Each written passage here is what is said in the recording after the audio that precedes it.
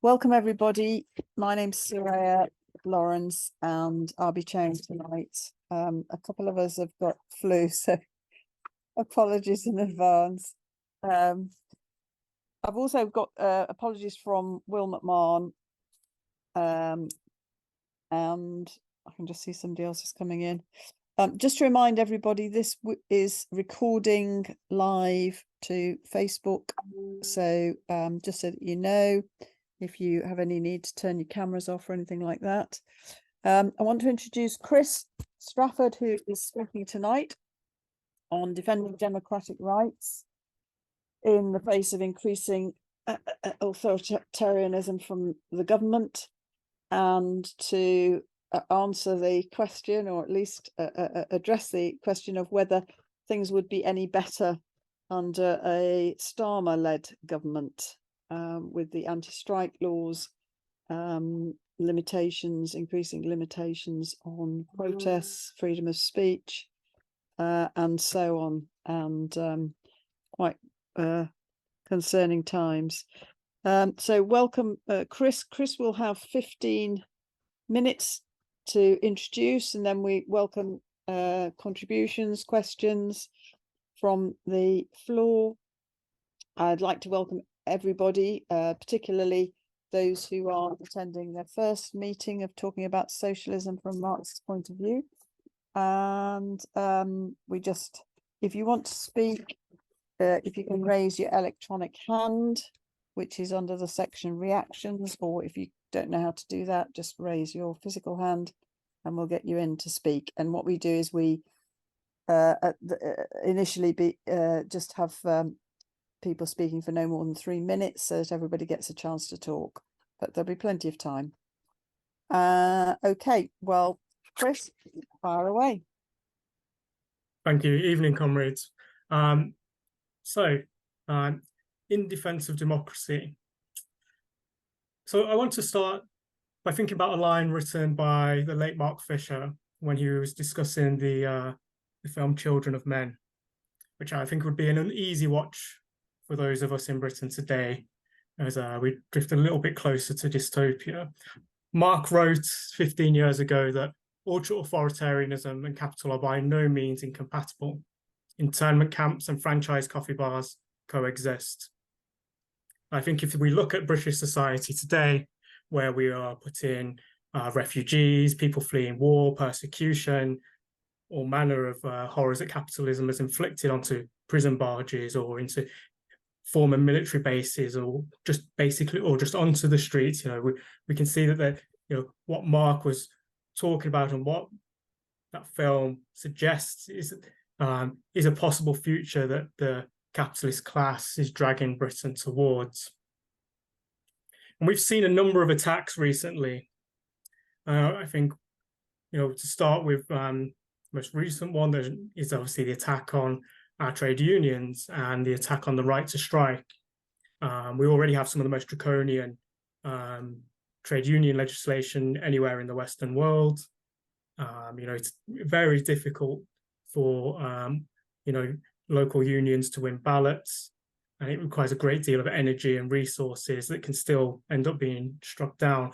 But we have this minimum service levels now in industries that have been on strike over the last 18 months. And these industries are often usually understaffed, overworked.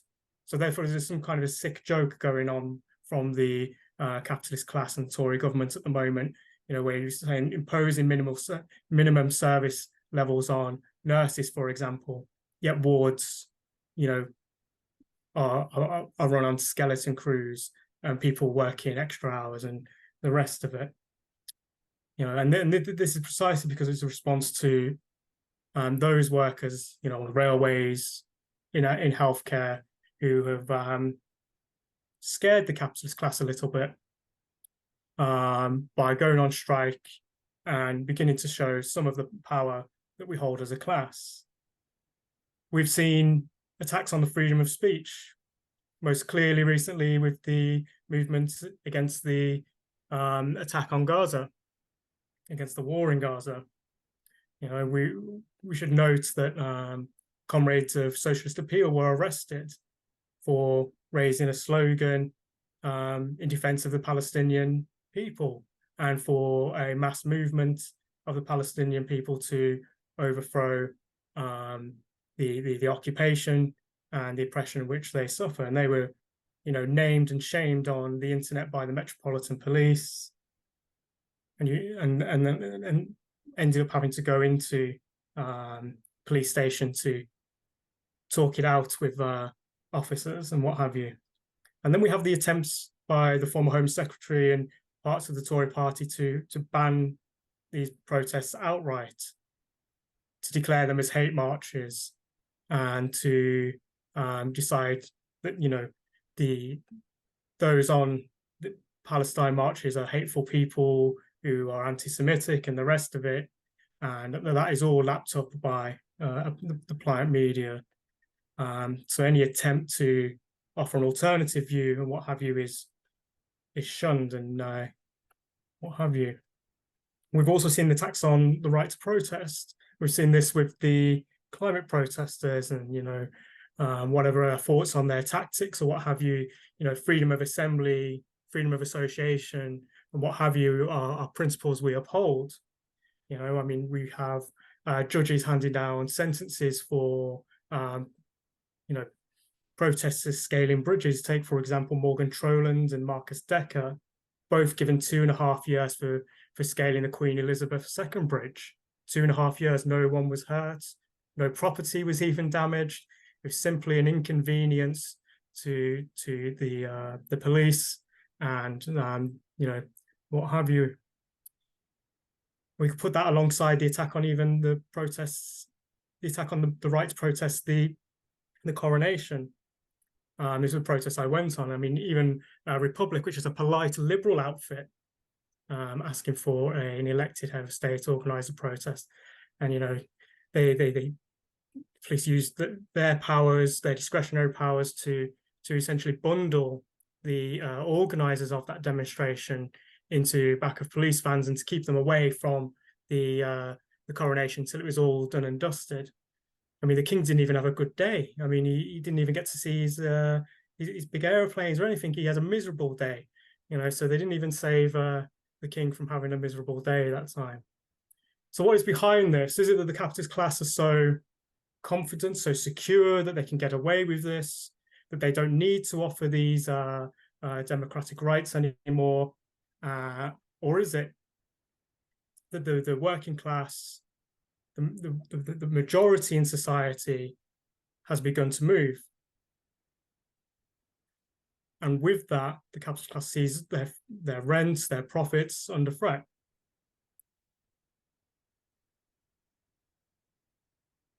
In 1945,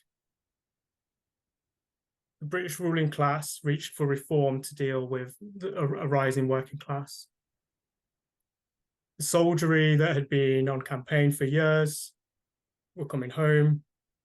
They wanted to build a better life, a better society, did not want to go back to the way things were before. I'll just take one example. In 1944, the Cairo Forces Parliament, I think it was the 7th Army, was held, where soldiers elected members of that parliament, chose ministers, debated motions, and eventually came to the conclusion that the socialist transformation of Britain was a very good thing. So in response to that, and the widespread, other movements in the army and at home, the British ruling class, along with its counterparts in the rest of the Western world, decided to offer a series of reforms, UNHS, and what have you. But today, in stark contrast, capitalism can't offer those reforms. And this is where I want to pick up from where John McAnally spoke, what John McAnally spoke about 2 weeks ago, is that capitalism has not been able to find a way out of the long crisis that it found itself in since 2008, 2009. We're in what Michael Roberts describes as a long depression, or what is now more popularly called as a polycrisis. But there is a general strengthening of the general crisis of capitalism, and with it, therefore, bourgeois rule. It's precisely this crisis that we see the drive towards war. Clearly, in Ukraine, there's a great threat that could spiral out of control. We see that the Western powers are mobilizing vast resources to rearm, to cajole those states that may not necessarily want to think about other concerns such as social care or their own markets or their own industries or what have you. So, I mean, to quote Engels, I mean, he wrote in the 1890s, but I think it's useful today. He says that we are gliding down an inclined plane with increasing swiftness towards the abyss of a general war, a war of hitherto unheard of extent and ferocity. Another element of this polycrisis, long depression, is the environmental disaster, the environmental and climate crisis that we are rushing headlong into. One of the, we've just had another COP meeting where they've all met ministers of state and what have you, and they've all agreed to do more oil deals, and that's about it really, isn't it? So why start there with a discussion on democracy is because regardless of what is in Keir Starmer's head, or even regardless of what is in Milei's head in Argentina, they are going to do what they are compelled to do by the markets. They're going to be compelled to cut the social wage, whether that's in pensions, whether that's in disability payments or what have you. And they're not able to offer any additional reforms. So they're going to reach for the truncheon instead of the legislative reform. So for communists, we are not seeing these attacks on our democratic rights because Sunak is a horrible person, or Emmanuel Macron really enjoys blinding protesters on yellow vest marches. It is because they are compelled to do so, and regardless of who is there, Labour, Tory, they're going to do the same. So what John spoke about at our last meeting was true and has consequences. This is class warfare waged by the capitalist class. And we can see why the new laws against protests, against our trade unions, what have you, are coming into it. I'm going to skip very quickly ahead because I've just seen I've only got 5 minutes left. So all the gaps that are clear in what I'm saying, I hope that you can fill in during the discussion. Our movement, the working class movement, from its very inception, has had its core struggle for democracy. Take for the Chartists, for example, struggle for the vote, struggle to abolish child labour, the struggle for the 10-hour day, to limit the working day. We see today, one of the key ways that profitability being increased is the increase of the working day. How many of us are chained to work because of our emails are on our phones or what have you? We also need to take seriously the police, the state. The recent attacks on our democratic rights have highlighted is that we need a consistent opposition to the British state and its constitution. So we stand for the breaking apart of the capitalist state. That means we want to see the abolition of the standing army, for example, and its replacement with a people's militia. We do not want, the Morning Stars Communist Party met in September. It said it wanted a military funded on the European average, which in itself is a bit of a nonsense considering the average is going up. But even more of a nonsense because what you're basically committing to is maintaining a bloc on social revolution. And we are for the abolition of the police, GCHQ, and the rest of it, opening the book so we can see all their squalid, dirty deals. The ones that have seen, Julian Assange, held in prison and in terrible conditions for so long.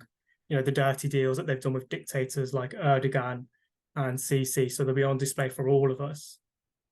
So for us, the police are not mere arbiters and enforcers of the law, neutral, but they are a safeguard to class rule, and the safeguard to bourgeois society and its property relations. I'm going to skip ahead to freedom of speech. Our position on freedom of speech is, as communists, is for absolute freedom of speech. You know, we want to see a kaleidoscope of opinion within the workers' movement. We want to see a kaleidoscope of opinion within the society at large. You know, Marx says that when you only are allowed to publish authorized opinion, whether that's, you know, taken for in our example, well, today, in the workers' movement or in society at large, what you get is grey on grey, is the sole colour of freedom. So we're for freedom of speech, we're for freedom of the press. This is not just because these are nice things to have, but because they are about equipping the working class, about equipping our party, a future mass communist party, with the tools and the ideas that it needs to be able to come and take power, to become a ruling class. So for what what appears like 1 minute sectional interests, going back to the minimum service levels, what appears like sectional battles for the railways, for healthcare, what have you, for the defense of the right to protest, for climate change protesters and what have you, you know, actually represented an opportunity, but for both the ruling class and the working class, because the working class can generalize the defense of these attacks. You know, the minimum service levels in education, well, that's a question about the right to a decent education. Minimum service levels in healthcare actually is a question of decent healthcare, the length of the working day, unpaid overtime, the rest of it. So I'm going to end now very quickly with Marx and Engels. So the first step in the revolution by the working class is to raise the proletariat to the position of a ruling class, to win the battle of democracy. I think that is still what we are engaged in. That is still what we need to be focused on. And I'm going to end it there. Thank you. Wow, thank you very much, Chris. That was an awful lot that you covered in just 15 minutes. So thank you. Anybody? I should say, Ed Potts is traveling, so he's logged in so he can listen. He did send his apologies, but he is trying to listen whilst he travels back. But has anybody? Nobody seems to have their hands up. What do comrades think will happen under if Labour get into power and are elected? What will Starmer reverse any of these anti-trade union laws? Let's not forget Starmer is a man who made his career as a lawyer, essentially on writing a book on the Human Rights Act, and that was very much something that he appeared to be interested in theory, but in practice doesn't seem to be doing much about it, because it's got him so far in his career. Freedom of speech, is that just about everybody being nice to everybody and not offending some people's interests? Role of the police, what's that about? By the way, what are human rights? Who are the humans and which rights can they have? Anyway, just some thoughts. Anybody want to ask a question? You don't have to make a long contribution. Anybody got any questions for Chris, or anybody got anything that they disagreed with him about? Just feel free to pile in.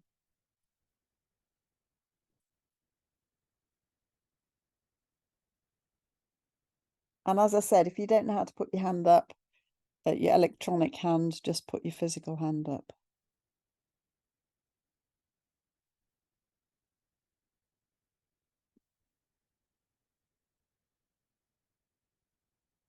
No, okay. I hope not everybody has flu, is feeling as bad as some of us are.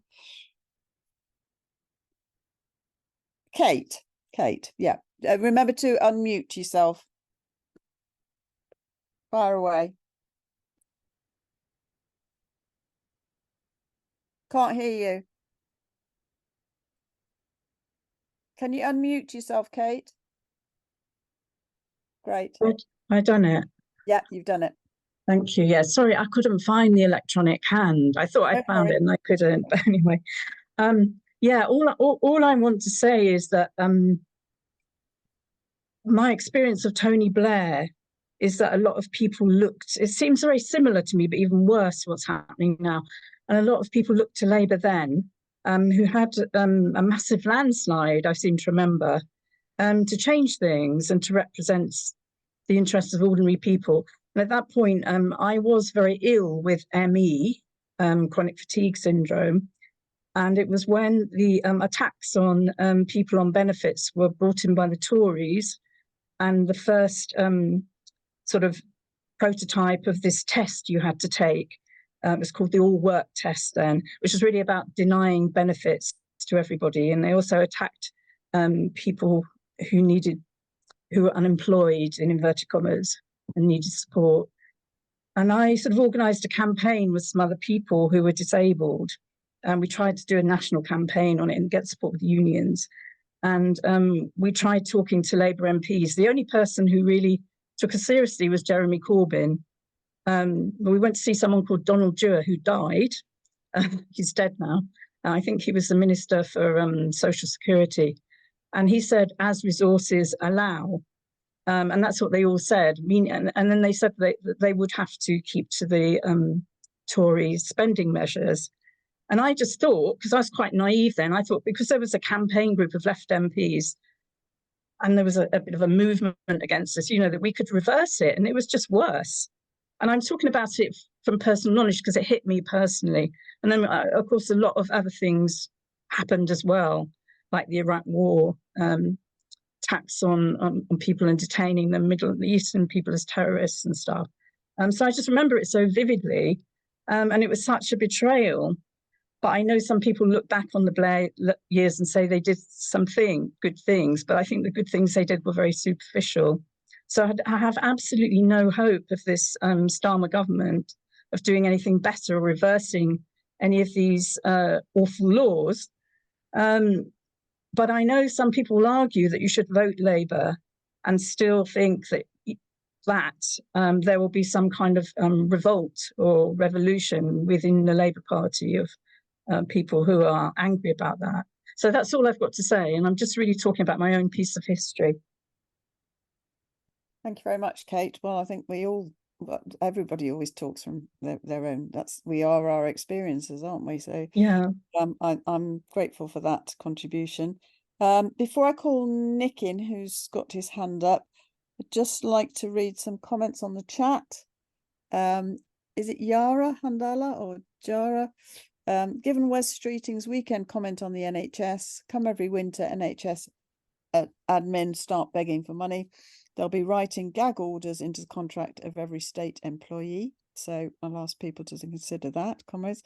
And Ian has posted, some worry Starmer will make it worse given his record as DPP and the purge he's led in Labour. But with Cruella in the running to be next Tory leader, I think it's wrong to drop the obvious Tories out slogan, even on this issue.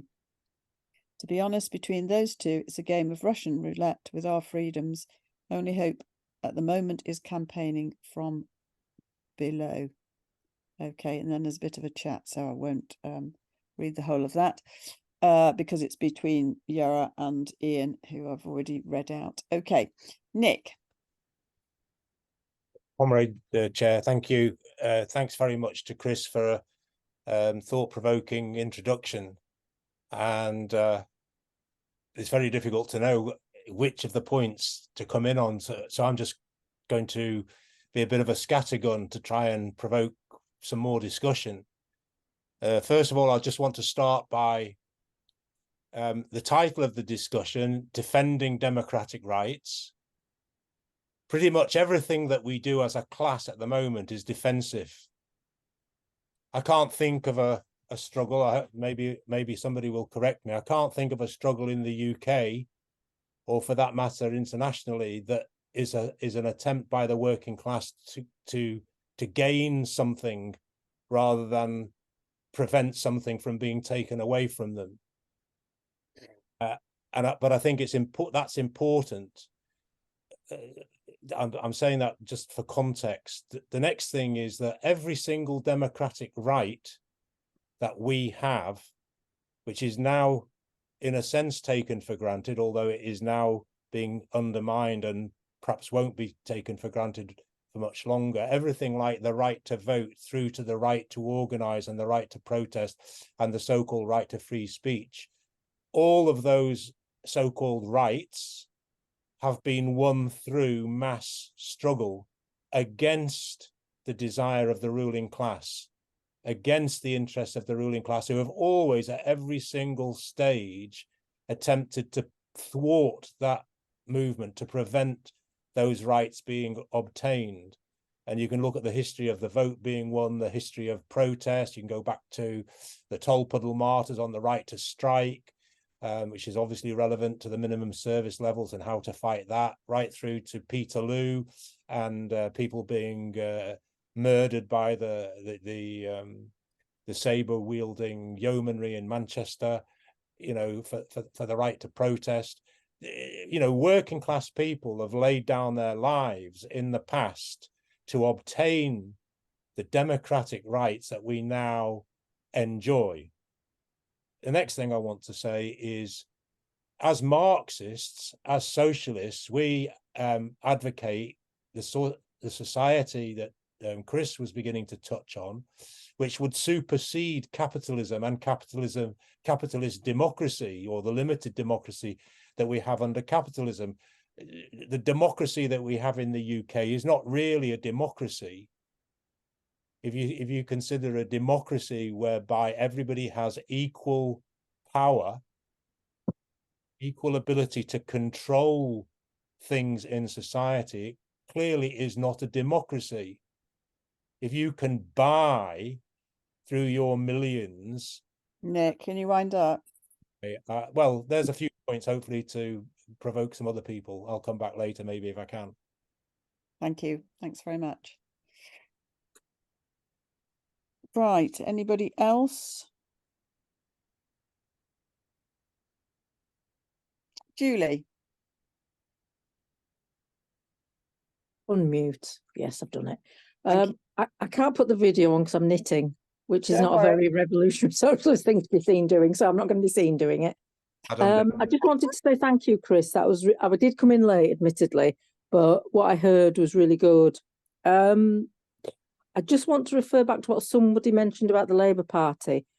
I think if we vote for the Labour Party, we have to do it knowing that there is not going to be a revolutionary backlash to what Starmer is doing. He has got rid of everybody in the party who is capable of producing that. So if we vote for them, it is literally just to get the Tories out, which in itself I can kind of see a very good reason. But I don't think it's going to make a great deal of difference because, I mean, I've been arguing this with several friends recently who all have been doing Keir Starmer's very, very adult and he needs to take it very, very slowly.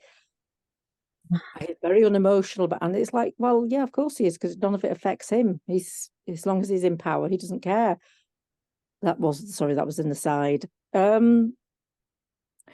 there isn't going to be much from below that he or anybody else in the party leadership's going to respond to. So I think we need to accept that.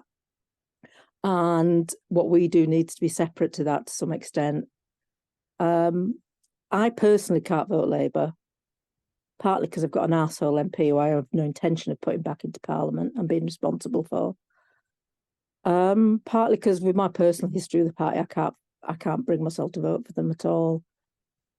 I may well just have to not vote, which is an appalling thought, but there we go. Yeah, I think that's what I was trying to say. I don't think we can count on them to take back any of the anti-union legislation, maybe tinker a bit more with it. Do what Blair did. I mean, my friend also did that.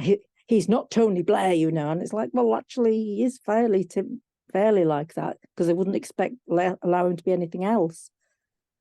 He's going to party under Starmer as leader, and if they're in power, they're going to tinker. They're going to maybe roll back the odd thing that the Tories produced, because they must have reached some kind of agreement with the unions in order to do that. But he's not going to do anything radical. He's not going to suddenly give us a right to be on the streets and march. He's not suddenly going to let everybody go back to strike in action. He's not. I mean, they're not socialists anymore. So I think we have to go into it knowing that. And besides, I'm repeating myself now, so I must have said everything I need to. Thank you. Thanks very Oh, much, now- Julie. Thank now- you. Yeah, some good points. I mean, I don't think that the problem we've got is that the TUC haven't fought to roll back the restrictions on right to strike and so forth that Thatcher brought in.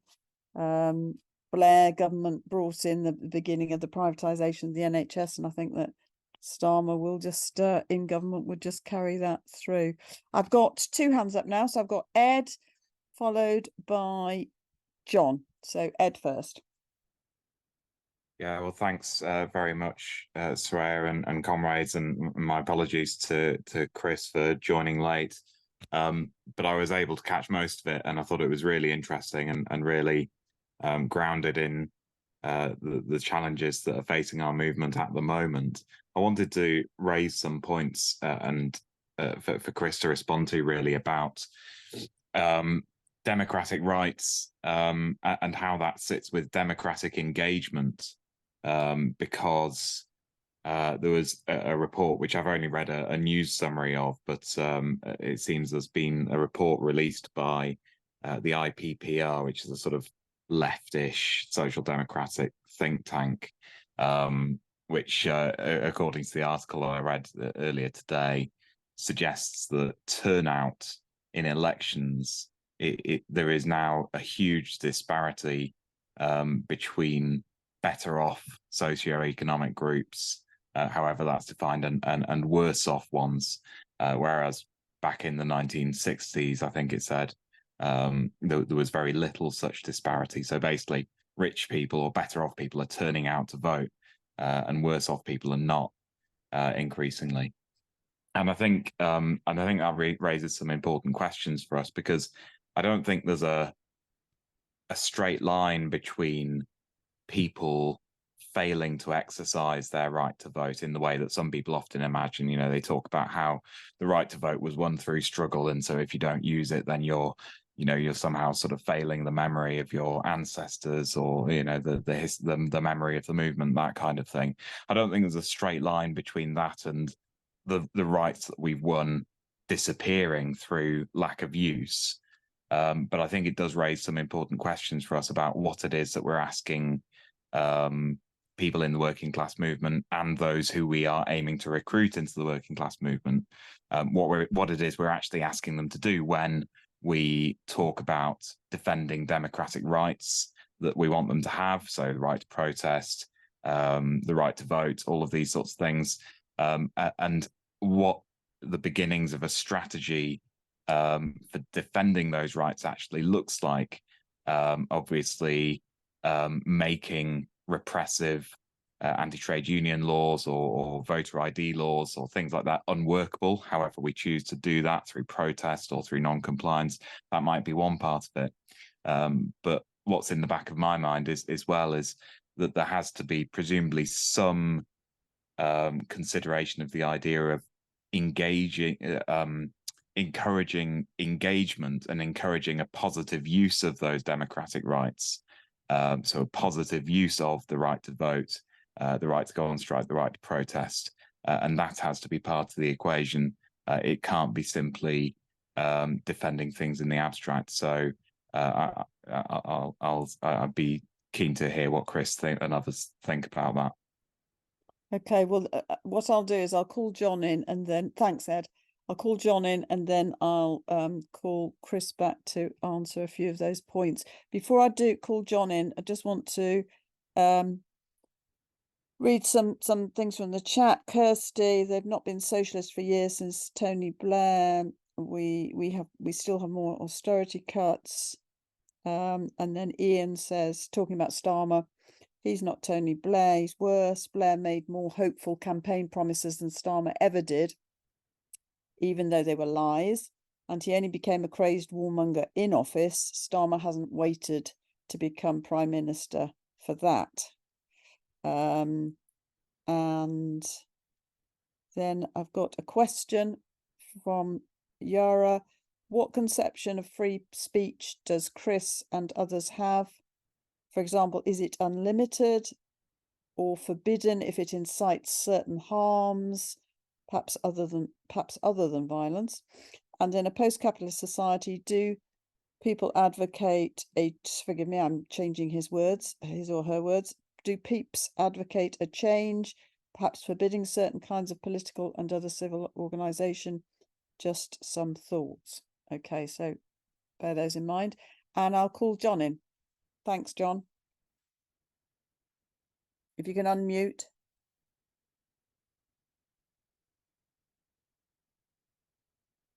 John, you've muted yourself, I think. Unmute. Yeah. Yeah, hi all. Yeah, thanks for the discussion. It does raise various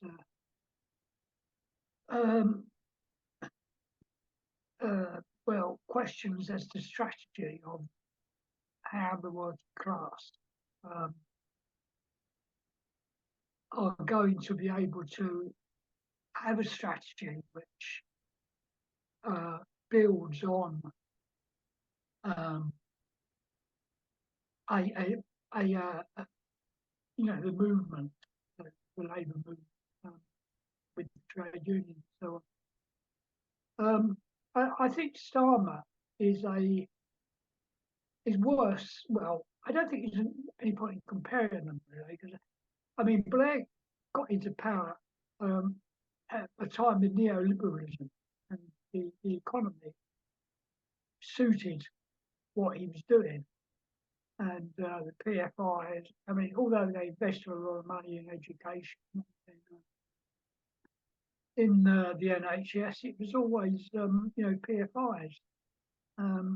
So it never actually came out of the Treasury as such. And we're still paying for it now, of course. We're paying, the hospitals are in debt, all the trusts are in debt due to the PFI. Schools are the same. Universities. It's so I think the question is really, will Starmer, and there's two other points with Starmer, I think, and is that he actually wrote a letter in the Daily Telegraph talking about that Thatcher and Tony Blair were necessary, that they were important for their time. It's actually in the Daily Telegraph last week. And he's just allowed, and of course he writes for his son, I think, but the point is that he's coming to power in a totally different situation than Blair came to power in, who I had no illusions about myself. So what kind of pressure is he going to be under? That's really the kind of question. And who's going to exert that pressure? Issues around, for instance, how you finance our services, our public services, all our public services. I mean, as I say, with Blair, he tried it with the PFIs and so on. I wonder how Starmer is going to kind of because he's got a real problem. I mean, if he's going to go by the Tory fiscal policy, well, he's just going by austerity, isn't he? And are Labour members really going to accept that? The other thing is I think that Starmer is real authoritarian.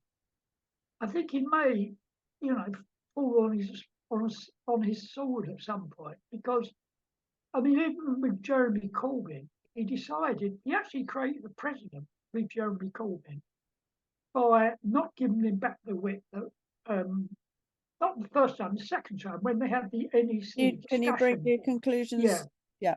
when they had the NEC discussion around whether Corbyn could stand it or not, and they created a precedent that says that if you don't do well, there's nothing to do with anti-Semitism or whatever, which Corbyn has always been accused of, is that if you don't do well, then you have no right to stand as an MP. If you don't do well as a leader, then Okay, you have no right. thanks. This is I'm real gonna- authoritarianism, you know. Yeah. Thanks very much. If we got time later, there'll be plenty of opportunity for people to come back in. Minnie. Oh, actually, sorry. I said, I tell you what, I'll call Minnie in and then I'll call Chris. I did say that I'd call Chris in after John, but I can see Minnie's hand up, if that's okay, Chris. Hiya. Hi. Thanks for the talk, and hi everyone. Right, okay. Starmer, wow, human rights lawyer. Huh. You saw his face in Scotland. He can't go anywhere now without being shouted at and asked questions. He's already on the way to being hated, but I don't know what proportion of the population that is, but it's a big position. For 76% of the population, is it to be against the killing of civilians, of what's going on in Gaza? And like capitalism itself, when are we all going to make the link between war and capitalism? Capitalism is war on the people.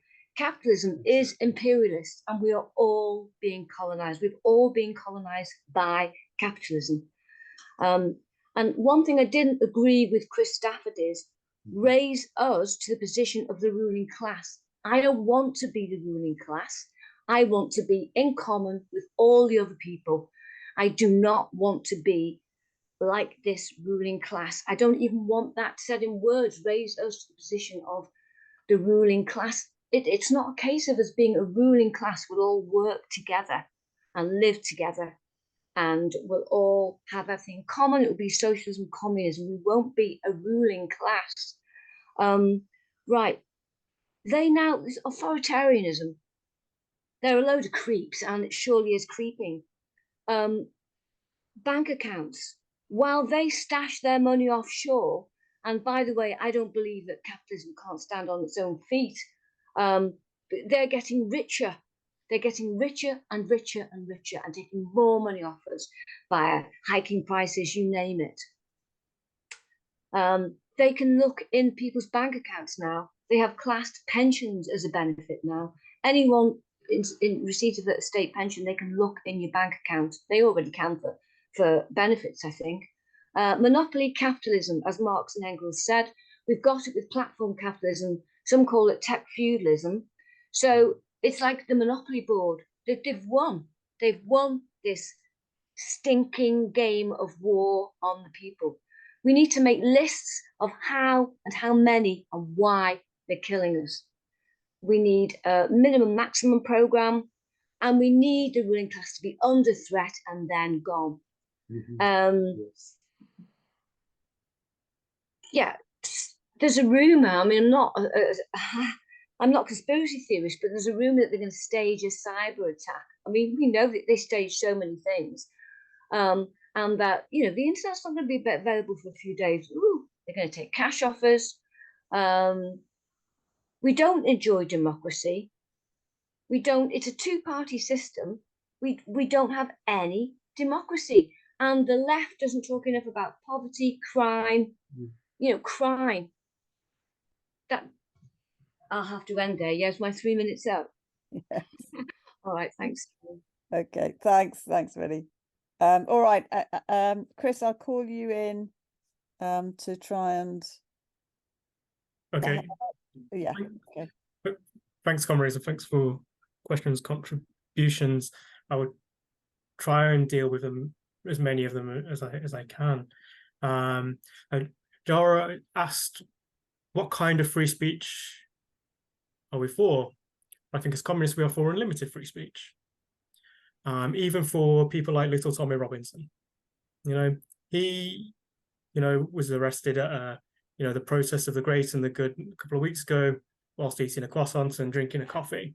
He wasn't doing anything, just his very presence there and the possibility that he may say something that the organisers might not like saw him arrested. Of course, those laws are also used against us on our side, against workers on strike, against, as we've seen, against the Palestine movement. So in that regard, we're not for any limits on freedom of speech. There's a lot of discussion about the Labour Party, about whether Starmer would do something different. I think in terms of the minimum service levels, they may repeal it, but then immediately do something else which looks exactly like it, but in the language of Barbara Castle.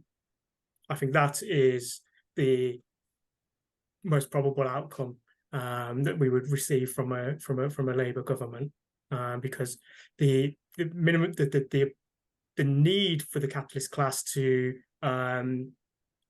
halt any future strike wave far outweighs whatever is in Keir Starmer's head or anybody else's head within the Labour Party leadership. But I think John raised the question: what kind of pressure would a Labour government be under? And I think they would be under immense pressure from above and from below. We've just seen, obviously a large strike wave in Britain. We've seen a mass movement against the war on Gaza. The possibility of introducing, in the middle of a cost of living crisis, much deeper austerity will obviously be met with resistance. Where that goes and how that plays out, I think I'm not too sure. I think there's another discussion for much longer discussion needed for that. Ed asked about democratic engagement. I read the article as well, the IPP North study, which I think what it comes down to is that the working class is not daft.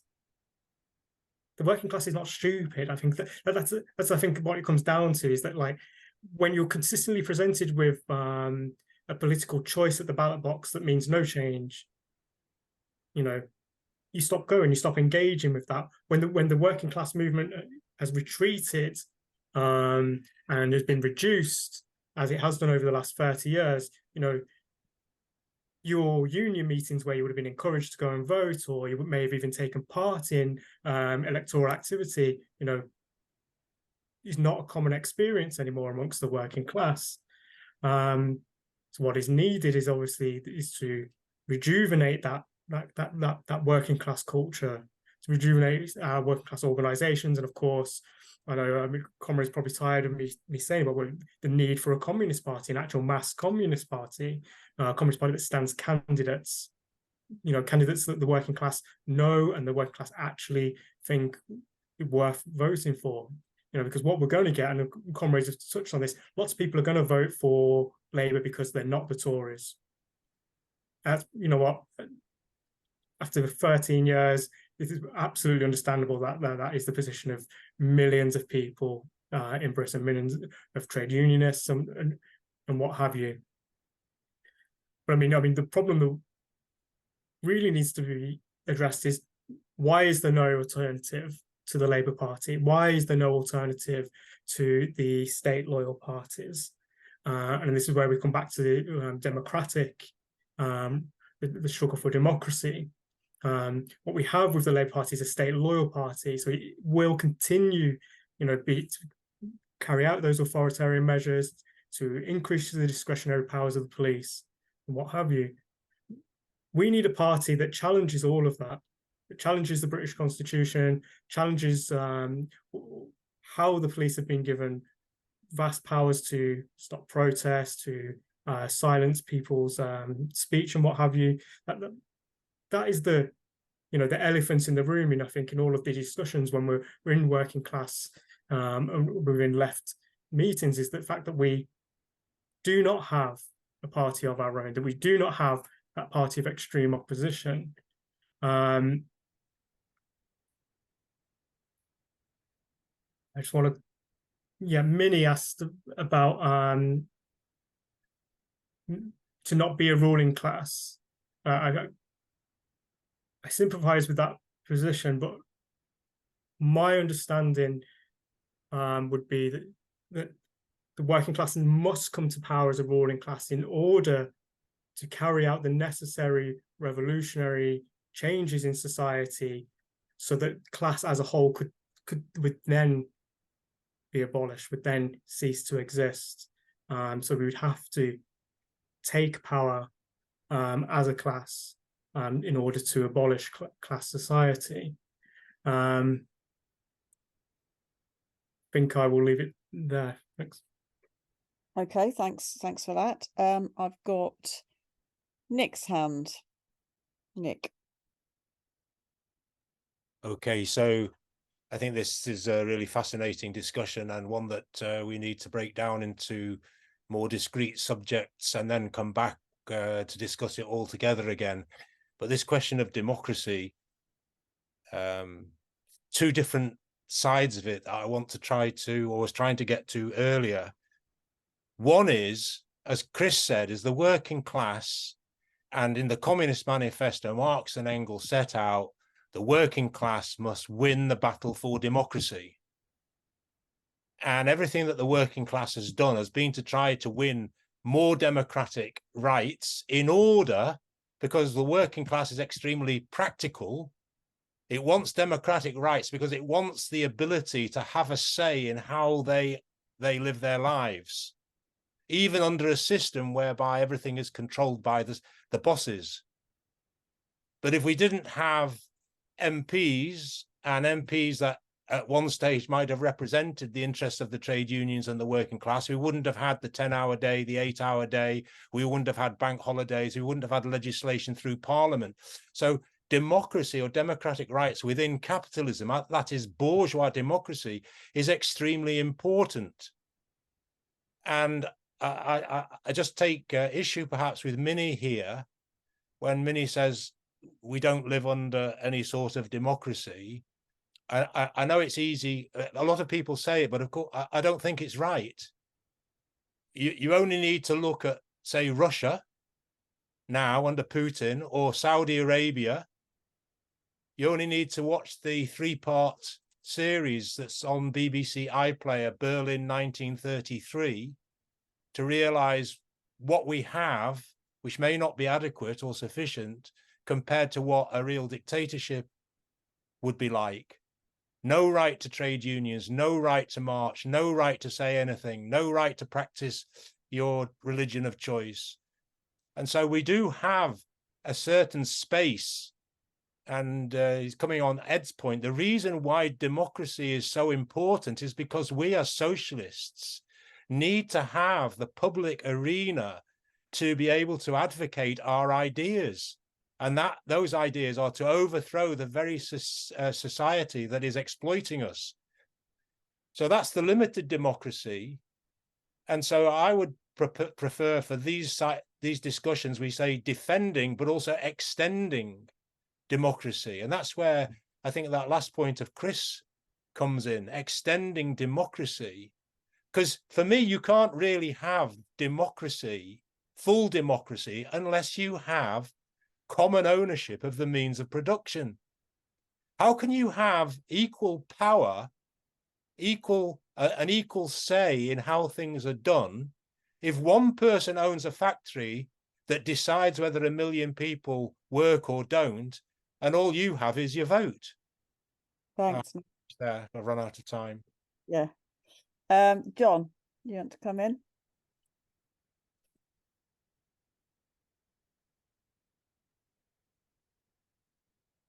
John, you're not... Yeah. Hi. Talking about a mass communist party, how does that, come about? In as much as that we know there's that, because of what happened in the Soviet Union and so on, that there's no real appetite for, if you want, I wouldn't say there's no appetite for Marxism and socialism, but I think when people hear the word communist, it just throws it all in some, their minds go back to China or Russia or whatever. And so, I mean, the group is on this now. Is there actually plans to have, to actually develop a Communist Party through these discussions, and so on? And how would that work? Thank you very much. Very good question. It's not just about the talking, it's about the doing. Okay, I'm going to call, oh no, hang on, I've seen Kate. I'm going to call Kate and then Minnie.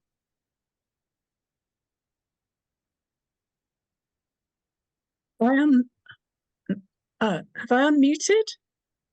Yeah. Can you hear me? Yeah. I'm sorry. Yeah, I can't answer the question about the Communist Party. I'm sorry. It's just a much smaller issue, really, about the thing about voting.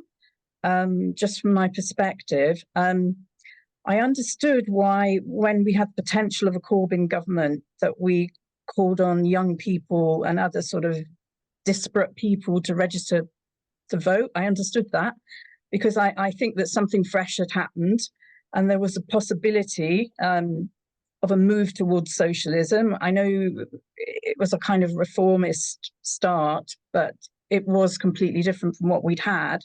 I voted for my MP Rosie Duffield, who I couldn't stand. She'd just been elected at that point, I think. She actually turned out to be supporting Zionism and helped to bring down Jeremy Corbyn. When I voted Labour a second time, I was really voting for Jeremy Corbyn, and I made that very clear. And I never put a picture of her in my window. So it's really, I can only feel I can vote if I feel that something is going to has a possibility of shifting and it's representing my interests. And I mean by my interests, the interests of the working class and socialism, even if it's not totally so. This election, I couldn't bring myself to vote for Rosie Duffield because of what she's done and because I don't think the proposition of the Starmer government is going to improve anything at all. But I would, I think, even though I've been expelled from the Labour Party, I would vote for Absama Begum from Tower Hamlets if I lived in Tower Hamlets. Because she stood up for the ceasefire, she stands up against racism. I think she's been persecuted by the Labour Party, and I think she's a courageous woman. So I'm only talking in kind of almost personal terms, but also on a wider basis, if you see what I'm saying. Thank you very much. Minnie.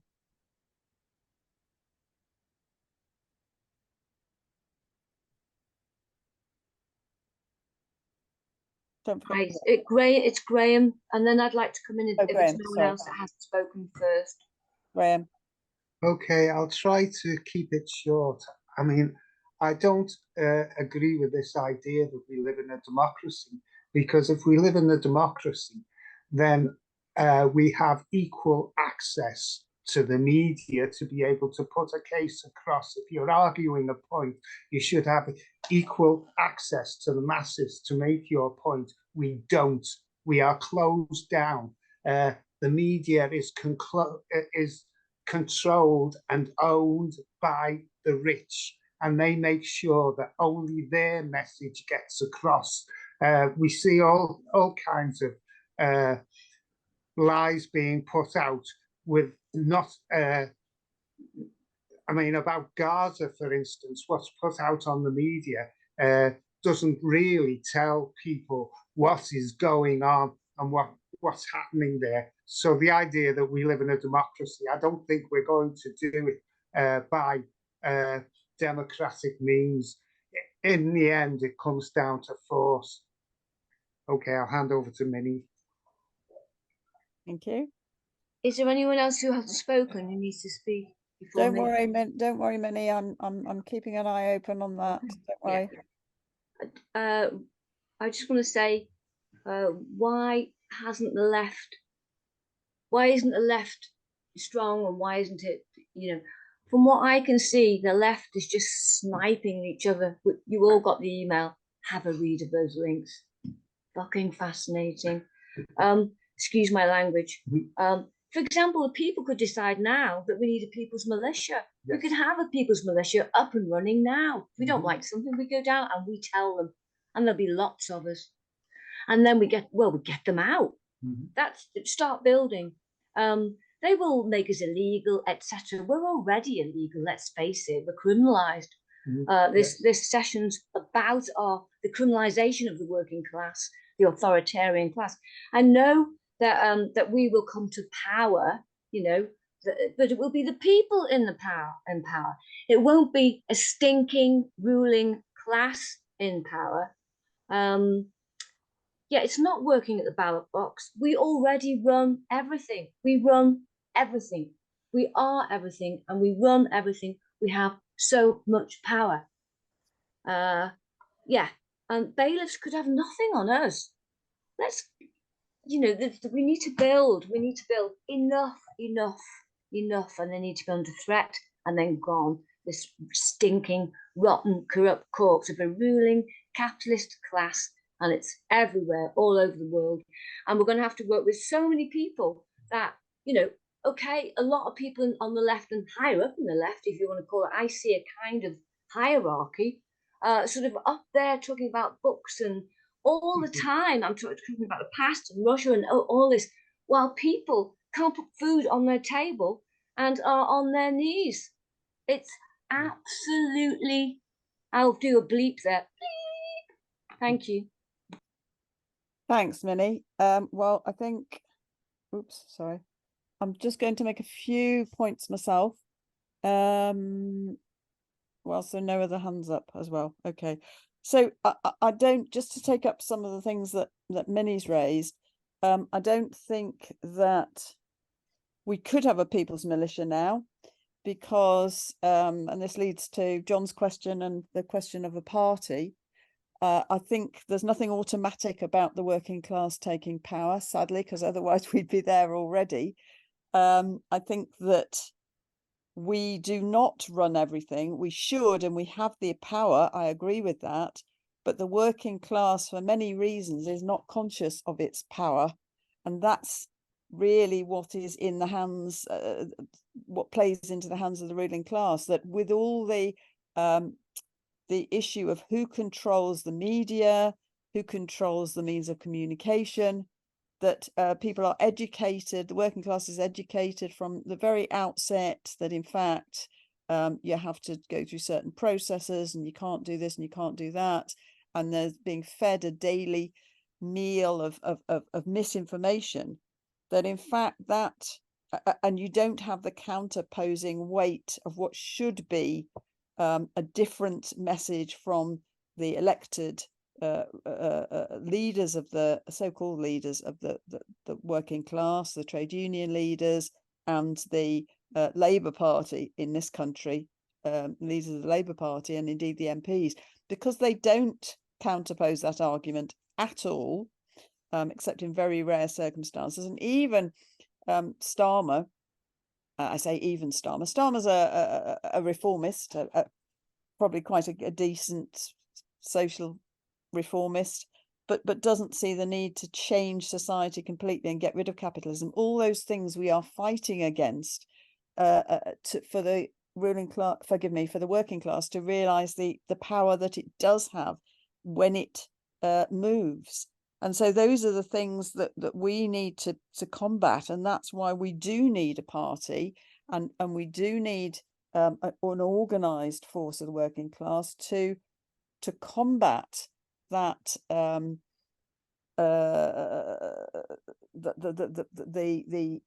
fact that we don't have anybody speaking for us, that we don't have people elected. The people who are MPs, the vast majority, are actually for their own interests, not the interests of the class, and they are there to maintain their own personal fiefdom. So those are all the things that we're battling against, as well as against the ruling class. It is now 22. I'd like to give some time for Chris to respond to the numerous points that have been made. Nick, you've got your hand up. Do you want 2 minutes? Yeah, please. Okay, I'll just give you 2 rather than 3. That's in response to Harrow's question. If we don't limit people to 3 minutes, you get people like me that speak for 10 or 20. So I don't think there's a difference between me, Minnie, and Graham. We don't live in a democracy, but we have limited democratic rights, which I think need to be protected. And I'll just give a few examples. If we had now a mass communist or socialist party, one that was really committed to changing society, there's any number of issues over the last few years where I think we would have been able to bring society to the brink of a fundamental transformation. Cronyism, COVID, nepotism, PPE, cash for questions, expenses scandals. The Labour Party in government, in the House of Commons, has done nothing, certainly nothing sufficient to really take on that, because they're the same pigs in the same trough. But we need to have the ability, if we have our own party, to use the platform of Parliament, which is not a democratic institution, to call on people to get rid of Parliament and to replace it with a more democratic system. And that's all I'm going to say on that. And then just to come back to John's point, this group is completely committed to the creation of a new socialist stroke communist party. I use those 2 words to mean the same thing. Some people use them in different ways, but our statement, the Talking About Socialism statement, calls for us to work towards the building of a new socialist communist party. And we believe that the working class has the experience to join that, recognize it as the party that they need, and will assist in carrying through the transformation of society. Thanks very much, Nick. Chris, if you can, I need 5 minutes at the end. So if you can have sort of 12 minutes. I don't think I'll need that. Okay. But no, thank you. Well, don't worry, because a lot of questions have been raised. So just fire away. So thanks, comrades, for the interesting discussion. I think John's question, how does a mass communist party come about, and what is tasked in relation to such a process is an important question. Nick has answered it pretty emphatically in terms of that TAS is playing a role, one of the many threads that need to come together in the struggle for a future communist party. How does that come about? I think we're in this bit of a log jam, to quote a comrade on the left at the moment, in terms of we have numerous groups, numerous socialist formations, many thousands of committed, hardworking, militant socialists in Britain, may be organised, may not be organised. And I think the issue that we have, that we've touched on a little bit, is that we have the possibility of something greater than the disparate groups that we all have at the moment. And Nick touched on the kind of role that such a party could play. It's only through open discussion, only through common work, common organisation, that we can begin to win those arguments for a united mass communist party that is not just simply the bolting together of all the different groups and individuals here that currently exist into something probably look quite ugly, but it's to supersede the current states that we find ourselves, that the communist left finds itself in, and to build something that is meaningful and useful in the way that Minnie spoke of. I mean, the left's uselessness in terms of the immediate cost of living crisis is precisely because of it. It is separated out into multiple parts. Overcoming that disunity is part of the answer to challenging the incoming austerity, the ever increasing bills and what have you, the attacks on our trade unions. So then I don't see them as separate. I mean, they're answers to that are the answer to both problems. It revolves around the unity of the working class and the unity of socialists and communists into a mass party. Nick touched on going beyond just defending democracy. I think that's where we as communists and socialists need to talk as well. I mean, we spend so long discussing and so long organizing in defense of what we have, and which is quite obviously needed. We also need to be able to say, what more do we want? So, when we're talking about the abolition of the police, or we're talking about the reform of healthcare, and what have you, we need to also make positive democratic demands. And as Nick touched upon, we want to extend democracy into all spheres of society, into all spheres of life, and that means into the economy. That means that your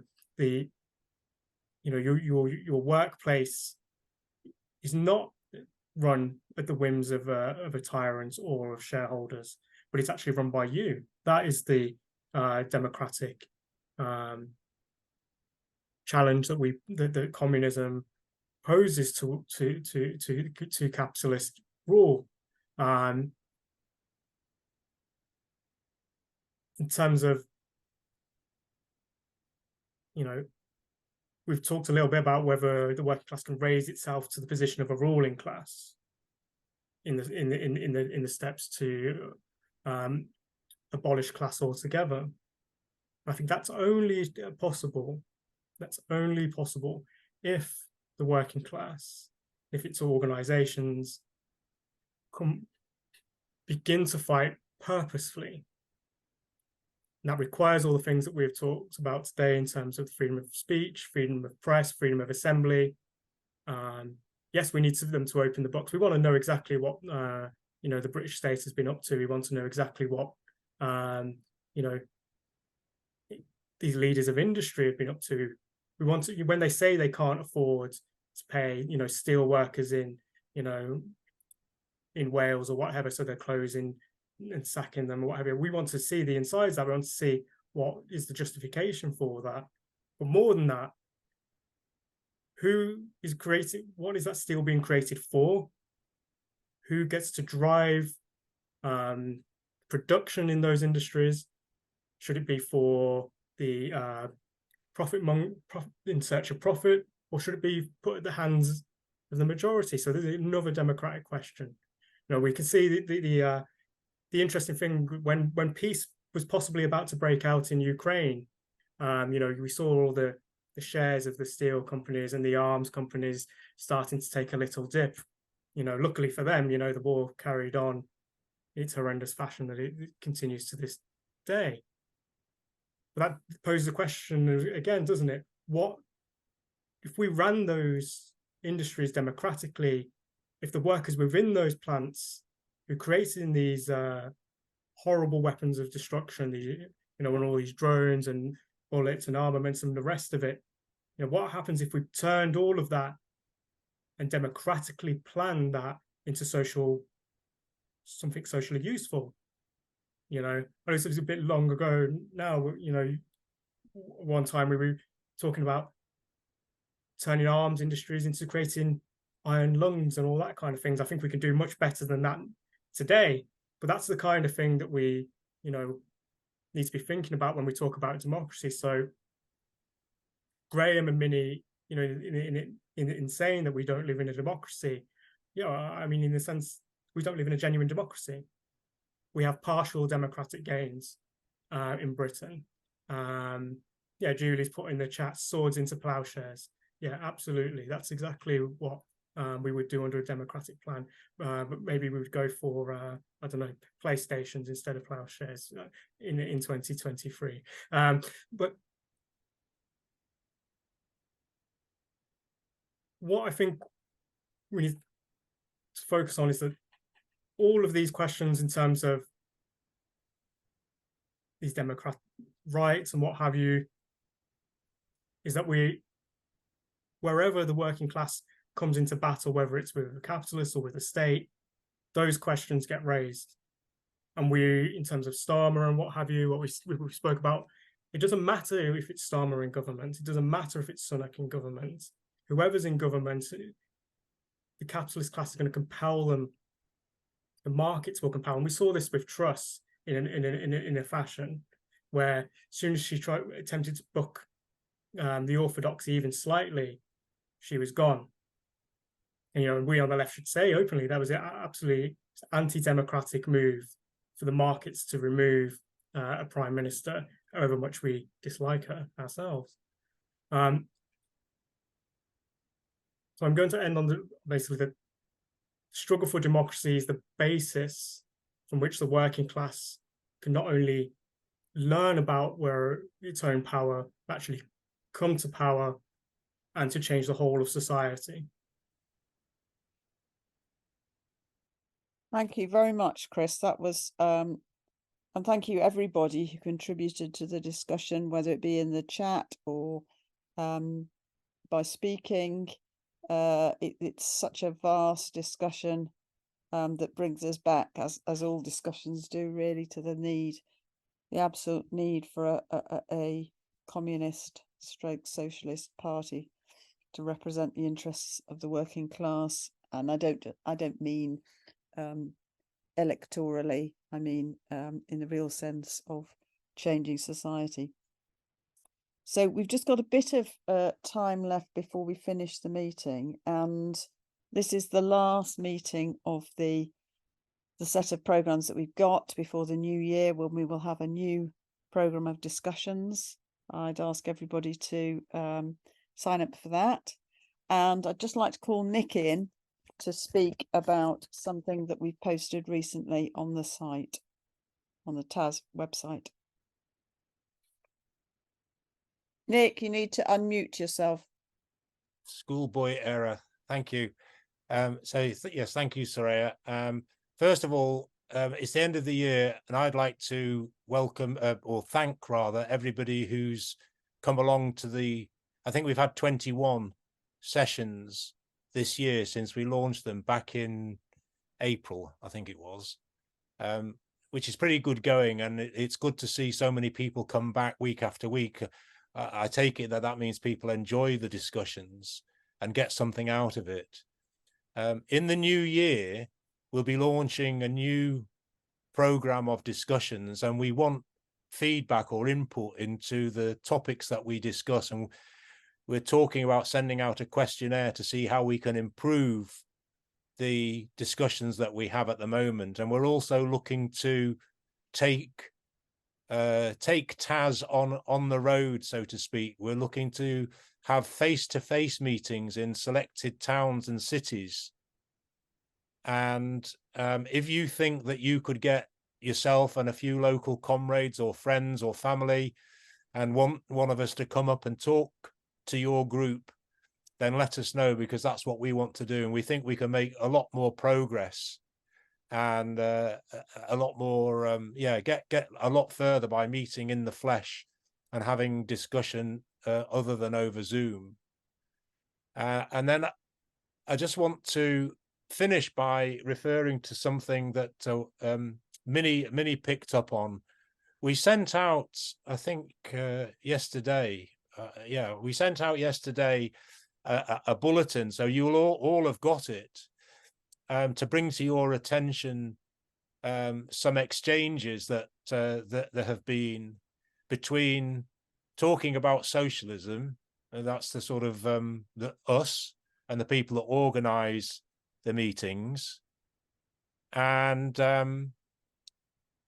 the Weekly Worker. which some, if not all of you, will know as the paper of the Communist Party of Great Britain. We've set out in our articles and in our statement a clear call for people who agree with us on the need for the creation of a unified socialist communist party that we would like to discuss.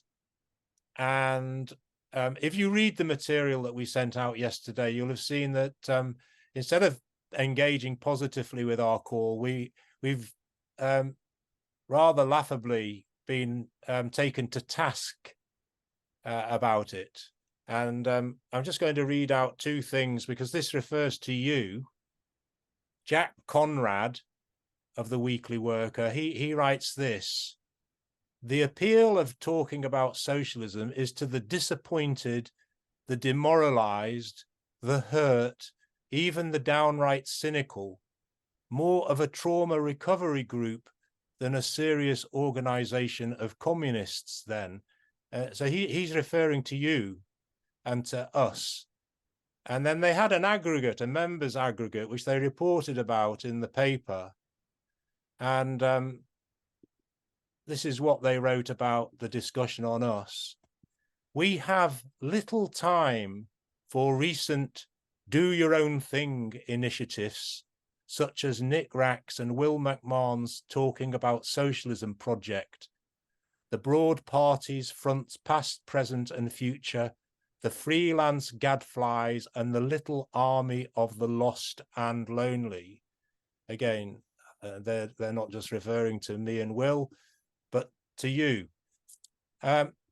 They invited us to discuss, and for reasons which I hope will, if they're not already apparent, if you read the article, I hope they become apparent, because we don't want to waste our time, frankly, talking to people that have little regard for what we have to say.